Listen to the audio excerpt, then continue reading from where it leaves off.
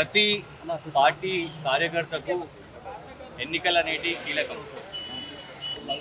అలాంటి ఎన్నికలు జరుగుతున్న సమయంలో ఎన్నికల ప్రచారంలో లేకుండా చేసే ప్రయత్నం కాంగ్రెస్ ప్రభుత్వం చేసింది.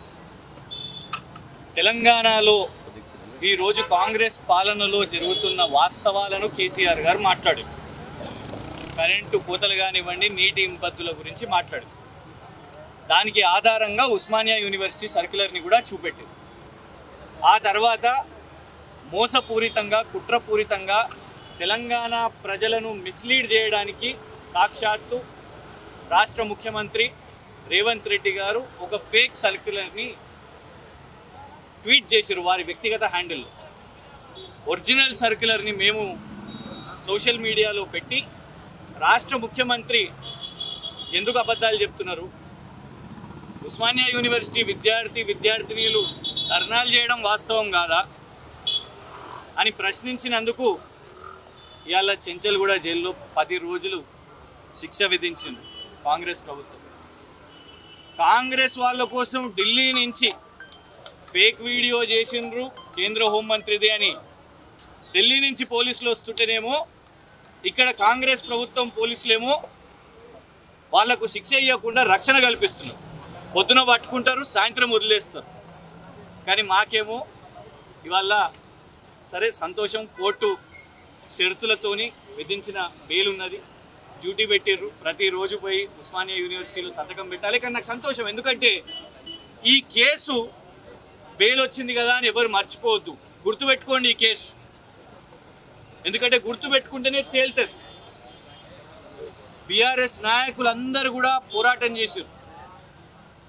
పాపం ఎంతోమంది న్యాయవాదులు వాళ్ళ వేరే కేసులను కూడా పక్కన పెట్టి 10 రోజులు కేవలం ఇది ఒకటే కేసు, వాళ్ళ పర్సనల్ ఎన్నో కేసులు, ఒక న్యాయ వృత్తిలో వాళ్ళకి ఎన్నో కేసులు ఉంటాయి, కానీ కేవలం రోజు వాదనలు, రోజు జడ్జిలు మారుతుంటే మళ్ళీ వాదనలు వాయిదా వేయడం.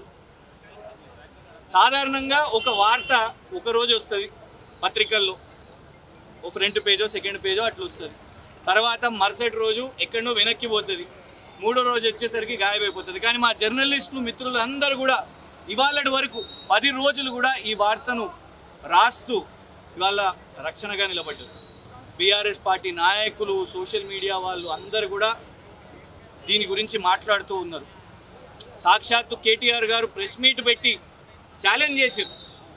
కానీ మీరు గమనించండి, ఇంతమంది మాట్లాడుతున్నా రేవంత్ రెడ్డి గారు కనీసం ఒక్కసారన్నా స్పందించిర్రా? నేను తప్పు చేయలేదు అని అనలేదు ఆయనే, తప్పు చేసినా అని అనలేదు ఆయనే, మౌనంగా ఉన్నాడు. కేటీఆర్ గారు ఏకంగా ఛాలెంజ్ చేశారు, నేను పెట్టింది తప్పు అయితే ఆయన కూడా జైలుకి రావడానికి సిద్ధంగా ఉన్నారు అని అన్నారు. ఎంతోమంది ఎన్నికల ప్రచారంలో ఉన్న సమయంలో అటు కేసీఆర్ గారు వాకప్ చేయడం, హరీష్ రావు గారు ట్వీట్ చేయడం, జగదీశ్వర్ రెడ్డి గారు నల్గొండ జిల్లా నాయకులు అందరినీ పెట్టుకొని ప్రెస్ మీట్ పెట్టడం, కేటీఆర్ గారు ఒకవైపు ఎన్నికల ప్రచారం ఉంటే జైలుకి రావడం, ఒక సమిష్టి పోరాటం నడిచింది. బీఆర్ఎస్ పార్టీ న్యాయవాదులు, జర్నలిస్టులు, ఎందుకంటే వీళ్ళు ప్రజాపాలన అని చెప్పుకున్నారు, ఇంద్రమ్మ పాలన అని చెప్పుకున్నారు, కానీ దొంగ కేసులు పెట్టి ఇవాళ జైల్లో వేయడం జరిగింది. కానీ భయపడేది లేదు. ఈ కేసుని ఎట్టి పరిస్థితుల్లో కూడా మర్చిపోకండి. అయితే నాకన్నా శిక్ష రావాలి, లేదు కేటీఆర్ గారి కన్నా శిక్ష రావాలి, లేకుంటే రేవంత్ రెడ్డి గారి కన్నా శిక్ష రావాలి, అంతే బస్. ఈ కేసు నడవాలి, అటో ఇటో తేలాలి. ఇవల్ల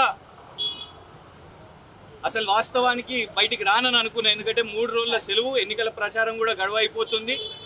కానీ అందరూ కూడా పోరాటం చేసి నిమిషము బెయిల్ వచ్చే విధంగా పోరాటం చేసి, న్యాయవాదులు కానివ్వండి, మిత్రులు, సోదరులు అందరూ కూడా, కుటుంబ సభ్యులు, సతీమణి కూడా పోరాటం నేర్చుకుంది. ఇన్ని రోజులు నేనే ఉద్యమాలు చేసిన అని అనుకున్నా, ఈసారి ఆమె పోరాటం చేసింది. అందరు కలిసి పోరాటం చేసి బెయిల్ సాధించారు. ఎన్నికల ప్రచారానికి అయితే దూరం పెట్టారు, కానీ ఓటు హక్కు కూడా రాకుండా అవుతుంది కావచ్చు అని భయపడ్డా, కానీ ఓటు హక్కు కల్పించిన అందరూ. ఇవాళ ఈ వ్యవస్థలో ఉన్న ప్రజాస్వామిక వాదులందరూ కూడా కలిసి పోరాటం చేసి నాకు ఓటు హక్కు కల్పించారు. 13వ తారీఖున ఓటింగ్కి వస్తాను, బీఆర్ఎస్ పార్టీకి ఎన్నికల్లో ఓటేస్తాను అని అసలు నమ్మకం లేకుండే, కానీ ఇవాళ ఆ అవకాశం దొరికింది. అందరు కూడా పేరు పేరున కృతజ్ఞతలు. జై తెలంగాణ.